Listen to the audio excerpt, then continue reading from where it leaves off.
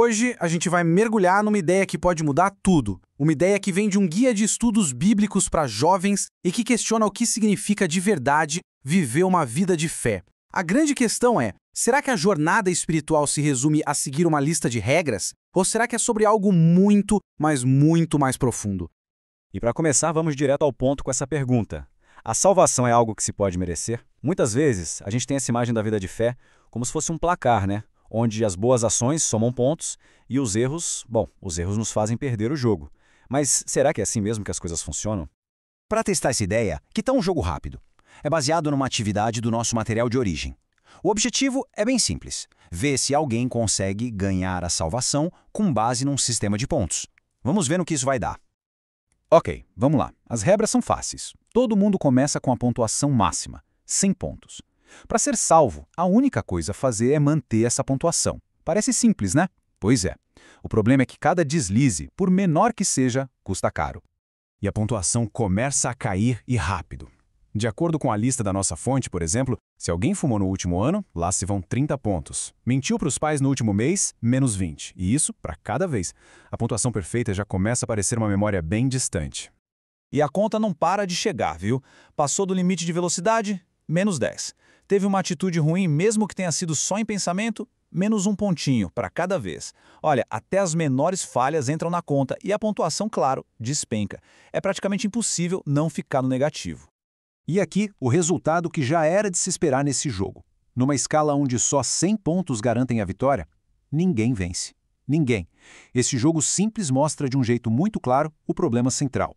Se a salvação depender do nosso desempenho perfeito, estamos todos fadados a falhar.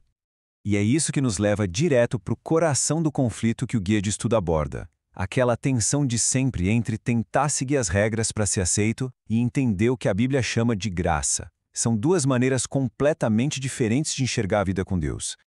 Essa mentalidade de tentar acumular pontos para ser salvo tem um nome: legalismo. É basicamente a ideia de que nossas ações, o nosso esforço, podem de alguma forma comprar um lugar ao lado de Deus. É a grande armadilha de tentar conquistar algo que, segundo a fonte, foi feito para ser um presente. O contraste aqui neste slide é a chave de tudo. De um lado, o legalismo, uma tentativa de conquistar, baseada naquilo que a gente faz, e que se torna uma luta cansativa, sem fim. Do outro lado, a graça, a disposição para receber. É um presente de graça que não depende das nossas obras, mas da fé. Essa diferença, ela é a base de tudo.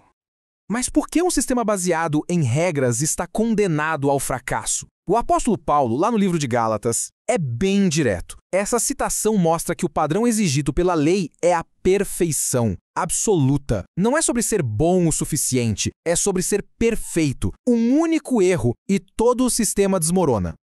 Então, se o mapa das regras nos leva para um beco sem saída, qual é a alternativa? O guia aponta para uma mudança radical: parar de focar em regras e começar a viver de uma forma nova, guiada pelo Espírito. Vamos entender como essa transformação acontece.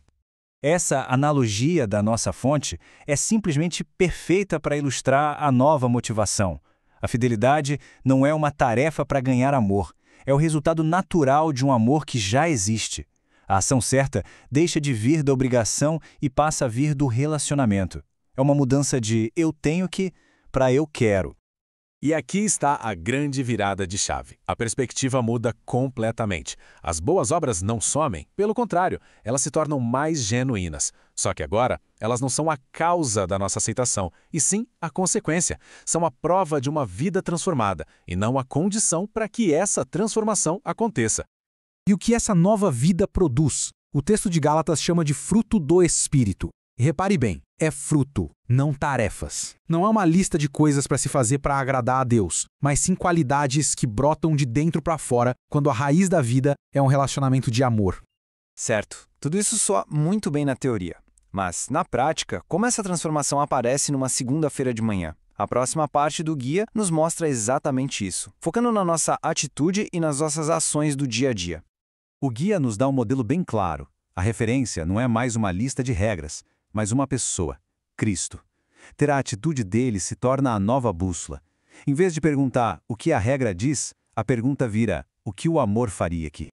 O livro de Filipenses descreve essa atitude num poema muito poderoso. Começa com Cristo na sua posição mais alta, que voluntariamente se esvazia de tudo e se torna um servo. Ele se humilha, obedecendo até o fim. E como resultado disso, Deus o exalta ao lugar mais alto. É um modelo de vida baseado no amor que se entrega, não no poder que acumula. O guia usa outra metáfora incrível do livro de Colossenses, a de trocar de roupa. Hábitos como raiva e maldade são como roupas velhas que já não servem mais. A prática diária, então, consiste em, de forma consciente, se despir delas e vestir as roupas novas da compaixão, da bondade, da humildade. É uma escolha ativa. E assim a gente chega na metáfora final, que redefine completamente a ideia de esforço na vida cristã. Não se trata de carregar um fardo pesado, mas de correr uma corrida com propósito e com alegria. Essa passagem de Filipenses vibra com energia. É uma vida de movimento, de foco, de um esforço direcionado para um alvo. Não é sobre ficar olhando para os erros do passado no placar, mas sobre avançar com esperança na direção do prêmio. E é aqui que a ideia de regras é totalmente reformulada. Elas deixam de ser a condição para entrar na corrida e se tornam o treinamento que nos prepara para correr bem. A disciplina e as boas obras não são o preço do ingresso, são as ferramentas que nos fortalecem e nos mantêm no percurso. E isso tudo nos deixa com uma última pergunta. Se a salvação é um presente e a vitória na linha de chegada já foi garantida pela graça, por que tanto esforço? Por que treinar? Por que correr? A resposta, como a gente viu, está na motivação. Não se corre para ser amado, se corre porque já se é amado. A gente corre por gratidão, por alegria e para celebrar aquele que nos entregou o prêmio antes mesmo da largada.